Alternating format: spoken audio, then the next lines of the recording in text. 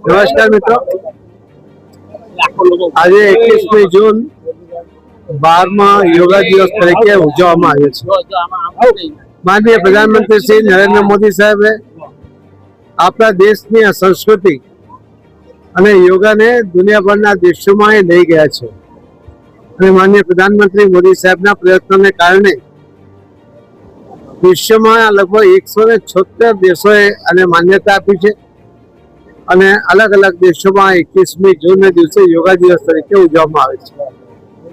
આપણા શરીરમાં રહેલી બીમારીઓને કોઈ પણ દવા વગર સારી કરવામાં યોગા અત્યંત મહત્વનો ભાગ ભજવે છે।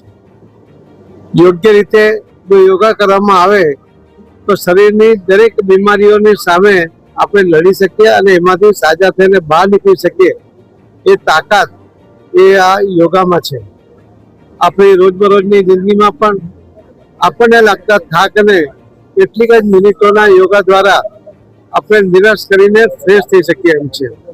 આપણા શરીરના દરેક અંગો, મસ્તકથી લઈને દરેક અંગોને પણ આરામ આપવા માટે પણ આ યોગા મહત્વનો ભાગ ભજવે છે અને એટલા જ માટે માનનીય પ્રધાનમંત્રી મોદી સાહેબે પણ દેશ અને વિદેશમાં દુનિયામાં આ યોગાને લઈ જવામાં મહત્વનો ભાગ ભજવ્યો છે અને લોકોએ સ્વીકાર્યો છે કે કોઈ પણ મેડિસિન વગર જો કોઈ વ્યક્તિને સારા કરવા માટે અથવા શરીરના રોગોને દૂર કરવા માટે અને સ્વસ્થ રહેવા માટે જો આ યોગા આટલો મોટો ભાગ ભજવતો હોય તો બધા એના કારણે એને સ્વીકાર્યું પણ છે।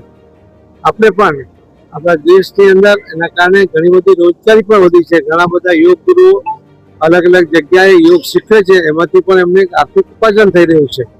એટલે આ યોગ એ માનવ જીવન માટે અત્યંત મહત્વનો છે અને મને લાગે છે કે દરેક લોકોએ આ યોગને સ્વીકારીને પોતાના જીવનમાં બને એટલા આ યોગના આસનો કરવા જોઈએ એ મારી એમને વિનંતી પણ છે અને માનનીય પ્રધાનમંત્રી મોદી સાહેબને ધન્યવાદ આપીએ છીએ કે એમણે આ યોગા દિવસને મહત્વ આપીને દેશ અને દુનિયાના લોકોને મેડિસિન વગર સારા કરવા માટે એમણે એક રસ્તો બતાવ્યો છે। ધન્યવાદ।